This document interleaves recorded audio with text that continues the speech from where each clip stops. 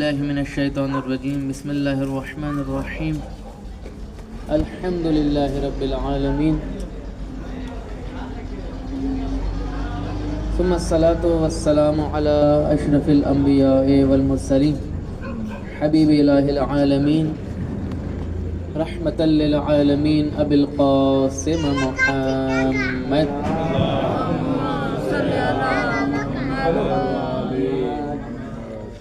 وآل بیتہ الطیبین الطاہرین المعصومین ولعنۃ الدائمۃ علی اعدائہم اجمعین من الآن الى قیام یوم الدین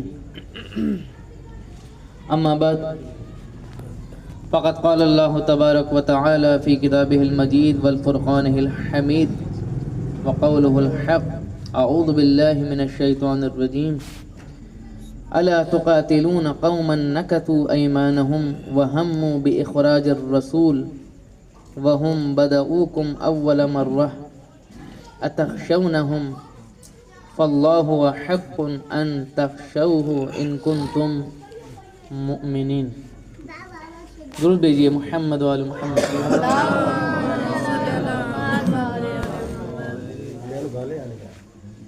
سورہ مبارک توبہ اس ماہ مبارک کے رمضان میں آپ کے لیے عنوان قرار دیا بسم اللہ ماشاءاللہ کہ جو انتہائی اہم سورہ ہے، اس کے مطالب انتہائی اہم ہیں.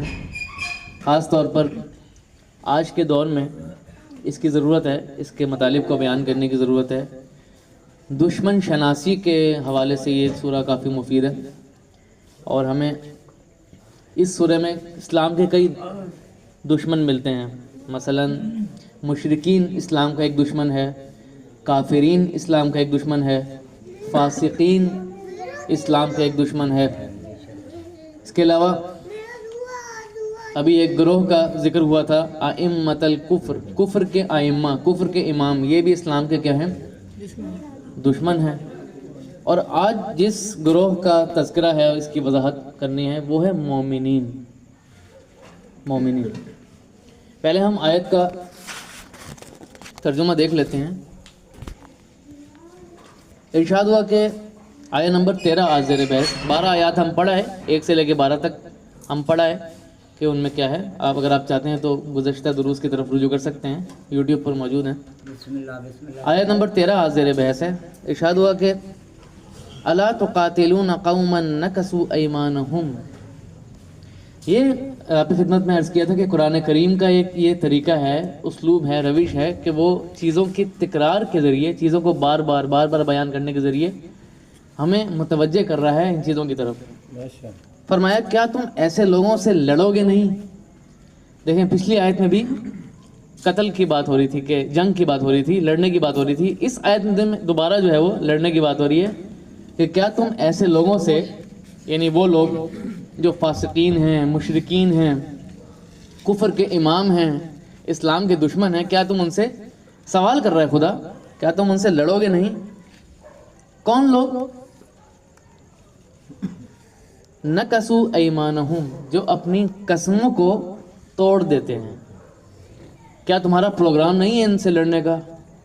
کیا تمہیں آزادی ہے، تم انہیں اپنے پاس رکھو نہ رکھو؟ ان سے لڑنے کا خدا ہمیں حکم دے رہا ہے. اور ایک اور کام کرتے ہیں. یہ کیا کام کرتے ہیں؟ وَهَمُّوا بِإِخْرَاجِ الرَّسُولِ، اور رسول کو اخراج کر دیتے ہیں، رسول کو خارج کر دیتے ہیں، نکال دیتے ہیں. اپنی بارگاہ سے رسول کو کیا کر دیتے ہیں؟ نکالنے والے لوگ ہیں یہ رکھنے والے لوگ نہیں ہیں. توجہ ہے انشاءاللہ. وَهُمْ بَدَؤُوكُمْ أَوَّلَ مَرَّةٍ، پہلی بار تم سے زیادتی بھی انہی لوگوں نے کی تھی. 3 چیزیں آ گئی ان لوگوں کے بارے میں. یہ وہ لوگ ہیں جو اپنی قسموں کو توڑ دیتے ہیں، اپنے رسولوں کو اخراج کر دیتے ہیں، خارج کر دیتے ہیں، اور پھر زیادتی بھی سب سے پہلے یہی لوگ کرتے ہیں. سب سے پہلے یہی لوگ زیادتی میں پہل کرتے ہیں. آگے بڑا عجیب و غریب سوال کیا خدا نے. اتخشونہم، کیا تم ان سے ڈرتے ہو؟ کیا تم ان برے لوگوں سے، بے ایمان لوگوں سے خوف کھاتے ہو؟ تمہیں ان سے خوف نہیں کھانا چاہیے. خوف کس سے کھانا چاہیے خدا کو؟ آگے فرمایا فَاللَّهُ أَحَقُّ أَن تَخْشَوْهُ، اللہ زیادہ حقدار ہے خوف کا. اللہ کا حق بنتا ہے کہ تم اس سے خوف کھاؤ، تم اس کی بارگاہ میں خشیت پیدا کرو، خوف پیدا کرو. ان کنتم مؤمنین، اگر تم مومنین میں سے ہو. یعنی مومن کی ایک صفت یہاں خدا نے بیان کر دی کہ یہ لوگوں سے اس کو کوئی خوف نہیں ہوتا، بلکہ خوف کس سے ہوتا ہے؟ اللہ تعالیٰ سے خوف کھاتے ہیں. درود بھیجیے محمد والے محمد. اللہم صلی علی محمد وعلی محمد. اس سورہ میں کچھ اہم نکات بھی ہیں، وہ بھی خدمت میں پیش کر دوں کہ دیکھیں خدا مہلت دیتا ہے کسی قوم کو سدھرنے کی، کسی قوم کو باز آنے کی مہلت دیتا ہے. لیکن جب قوم نہیں سدھرتی، کوئی قوم جو ہے وہ باز نہیں آتی، تو خدا پھر سختی کرتا ہے. یہ آپ نے دیکھا ہے نا، سختی کے بعد نرمی، نرمی کے بعد سختی، بار بار گزشتہ یاد میں بھی آپ نے دیکھا. تو یہاں ہمیں ایک بات سمجھ آئی کہ جب بہت حد پار ہو جائے، جب بہت زیادہ یہ لوگ حد پھلانگ لیں، تو پھر خدا کیا کرتا ہے؟ حکم دے رہا ہے کہ سوال کر رہا ہے کہ کیا تم ان سے لڑتے نہیں ہو. یعنی نرمی کا یہاں جواز نہیں ہے، یہاں نرمی نہیں چلے گی، یہاں سختی چلے گی خدا کی طرف سے.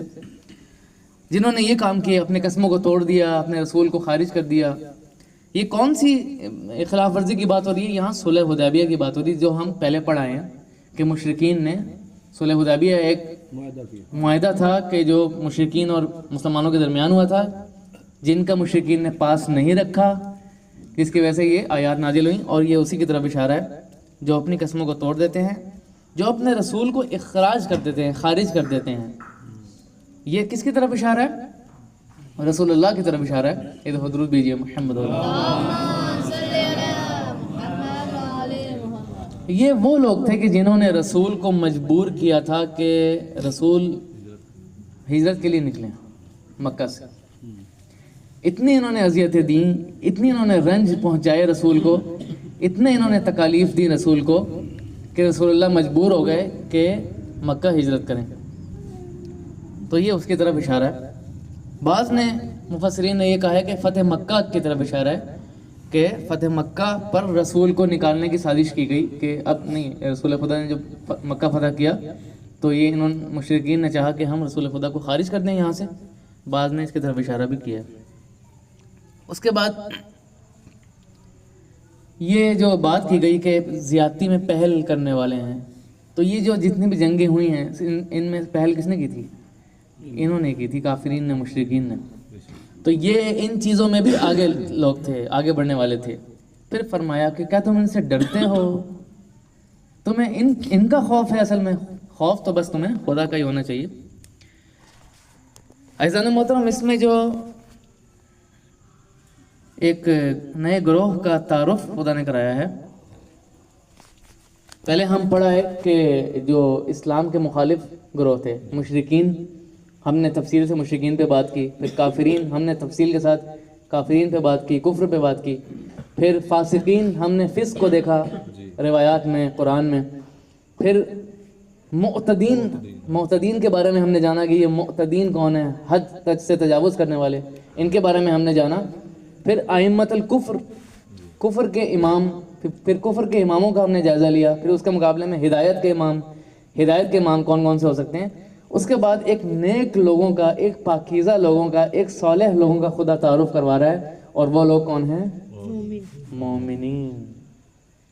کہ اگر تم مومن ہو تو تمہیں کس سے ڈرنا چاہیے؟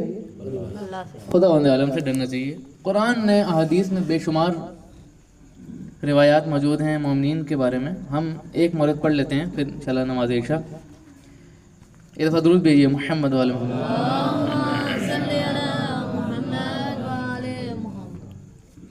دیکھیے قرآن کریم میں اور روایات میں مومنین کی کئی نشانیاں بیان ہوئی ہیں. مومنین کی، شیعوں کی کئی نشانیاں. خود بندہ حقیر نے یہ سعادت حاصل کی ہے کہ تقریباً 200 کے لگ بھگ میں نے خود جمع کی ہیں روایات کہ جس میں مومنین کی نشانیاں بیان ہوئی ہیں.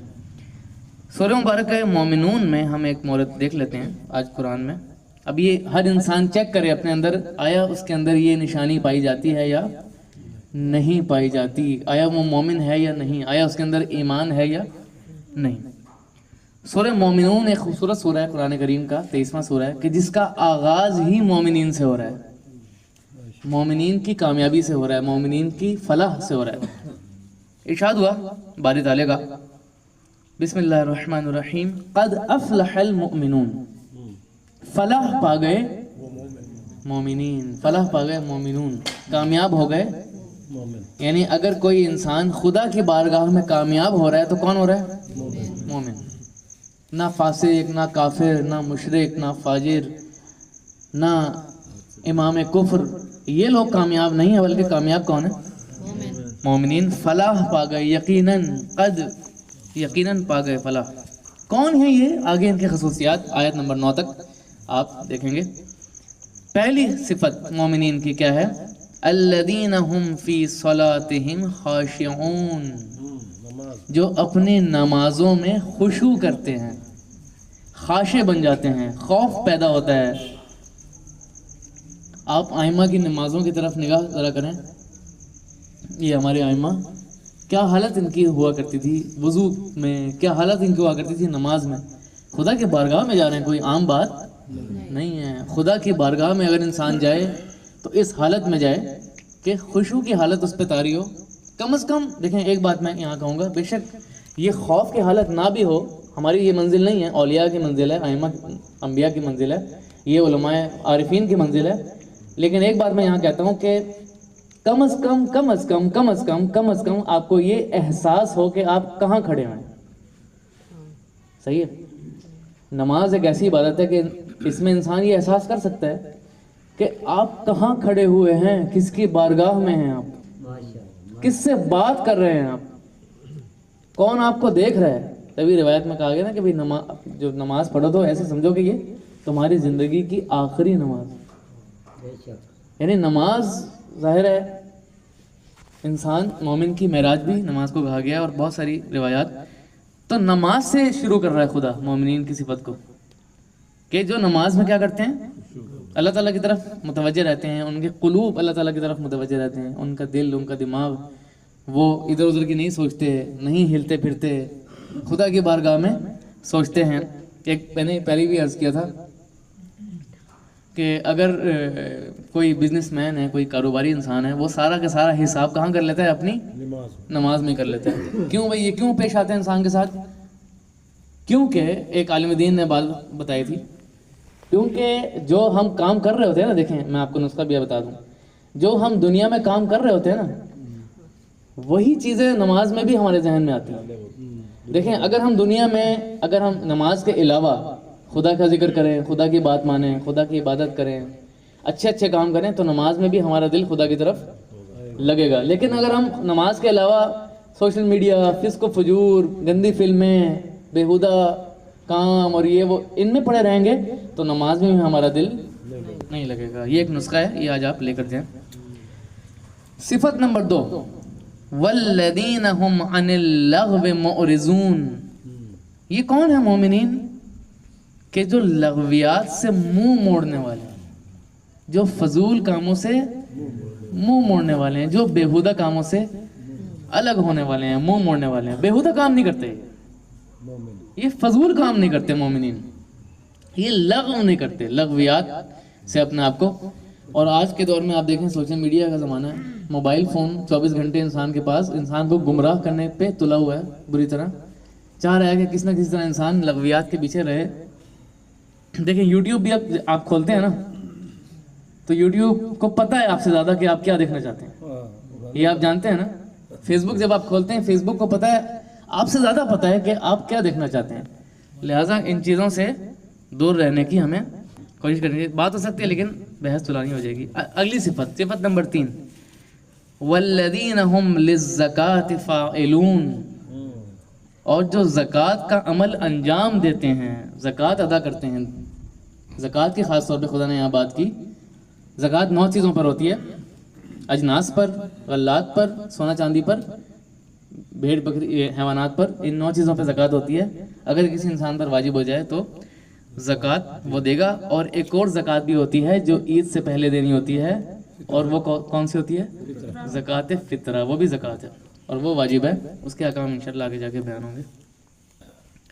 صفت نمبر 4، اس پہ ہم بحث تمام کرتے ہیں۔ یہ آج کے دور میں بہت ہی اہم، بہت ہی مہم صفت ہے، اور وہ یہ ہے والذین هم لفروجہم حافظون، جو اپنے فروج کی، اپنی شرمگاہوں کی حفاظت کرتے ہیں۔ آج کے نوجوان، آج کے جوان، یہ ان کے لیے آیت ہے کہ اپنے شرمگاہوں کی حفاظت کرتے ہیں، غلط طریقے سے، غلط راستے سے اپنی جنسی نظام میں خلل نہیں ڈالتے، ایک حلال طریقے سے، ایک پاکیزہ طریقے سے اپنے جنسی غرائز کو کیا کرتے ہیں؟ پورا کرتے ہیں۔ آگے فرمایا الا علی ازواجہم، یہ پہلے بھی ہم نے معتدین کی بحث میں بات کی تھی کہ سوائے اپنی بیویوں کے، سوائے اپنی بیویوں کے اور کنیزوں کے، کنیزیں پچھلے دور میں، آج کے دور میں تو نہیں، کنیزیں، اگر ان پر ان کے علاوہ کوئی کرے تو اس کے بارے میں فرمایا فمن ابتغا، لہٰذا جو ان کے علاوہ کسی اور طریقے سے اپنی جنسی غرائز کو پورا کرے گا، اپنی شرمگاہوں کی حفاظت نہیں کرے گا، تو وہ حد سے گزر جانے والا ہے، زیادتی کر جانے والا ہے، عادون ہے، معتدین ہے، وہ معتد شخص ہے، وہ حد سے گزر جانے والا ہے، اللہ کی حدود میں رہنے والا نہیں ہے۔ خداوند عالم سے دعا ہے کہ انشاءاللہ تعالی ہمیں ان تمام صفات پر عمل کرنے کی توفیق عطا فرما۔ وصلی اللہ علیہ محمد۔